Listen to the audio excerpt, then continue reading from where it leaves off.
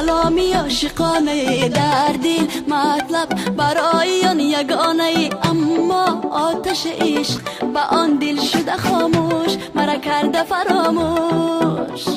هر شب در لب کلامی عاشقانه در دل مطلب برای آن یگانه، اما آتش عشق به آن دل شده خاموش، مرا کرده فراموش.